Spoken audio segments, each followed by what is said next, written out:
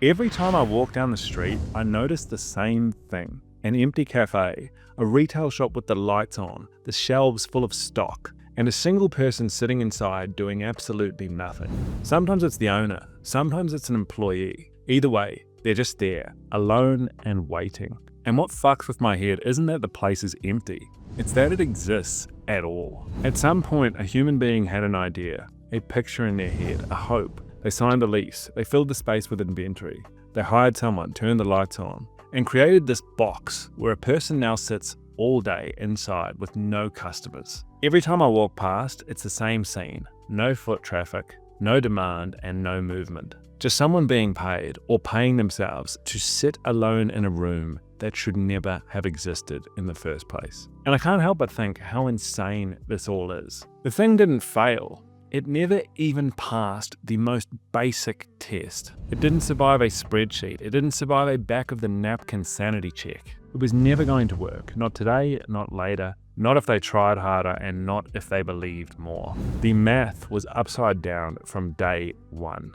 And the crazy thing is, people talk about business failure like it's some sort of character flaw. Like the founder didn't grind hard enough, like they didn't want it badly enough. They didn't push through the hard part. And that story's comforting because it turns economics into morality. But what you're usually looking at with these types of businesses is not failure. It's something worse. It's something that was economically dead before the doors even opened. And what keeps it alive is one thing: the person who started it. The owner pays themselves last, if at all. They work insane hours and tell themselves that it's temporary. They absorb volatility personally, they take the stress home, and they ignore opportunity cost completely. As long as there's some money left in the account at the end of the month, they convince themselves that it's working. And that's the subsidy. It's not investors. It's not cheap rent. It's the founder.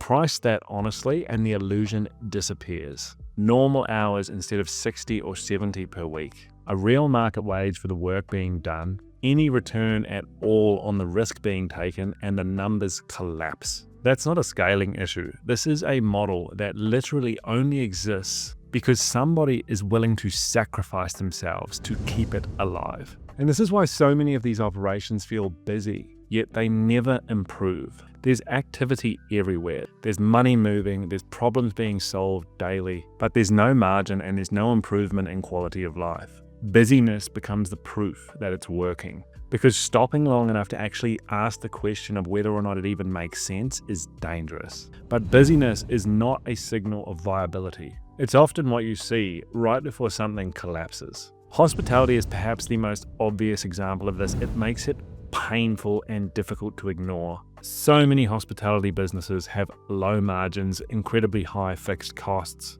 brutal competition, price-sensitive customers, and there's simply no leverage anywhere in the model. These places do not survive because they're good businesses. They survive because the owner is always there, always covering gaps, taking below market pay and absorbing stress that would break a normal employee. And when that person finally burns out, we call it a failed business, when really what it is a bad trade that ran out of denial. And here's the harsh truth. If the only reason that your operation works is because you're underpaid, overtired, and carrying all of the risk yourself, you're better off working at McDonald's. At least McDonald's pays you for every hour you work. At least McDonald's carries the risk. And at least when you clock off for the day, you're done. If your business only beats McDonald's because you're working for free, it's not a business. It's a worse job with more downside. And here's the part that most people never get told, and the reason that this shit is everywhere. The economy does not punish bad businesses. It punishes whoever absorbs the loss. If you personally absorb the downside, the system will let you do literally anything.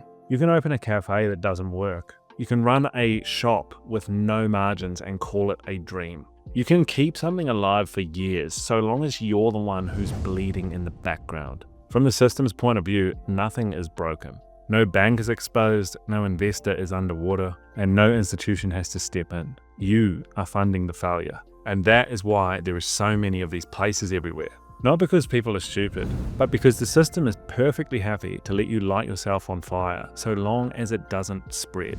And this is also why genuinely good businesses are rare. Not because ideas are scarce, but because models that pay labor properly, price risk honestly and throw off constant surplus are hard. And the worst part is how quietly this all plays out. These businesses often don't explode, they slowly bleed.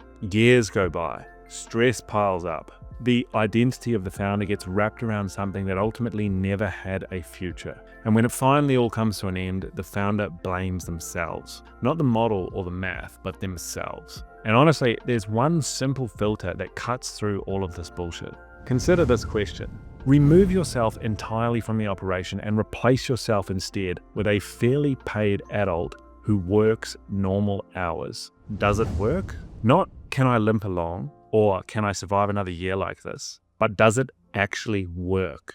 Is there profit? If the answer is no, then that's not bravery or grit, and it's not entrepreneurship. That is self-employment being mistaken for a business. And it's paid with your time, your energy, and years of your life that you do not get back. And once you see that clearly, a lot of things that look brave start to look really fucking expensive.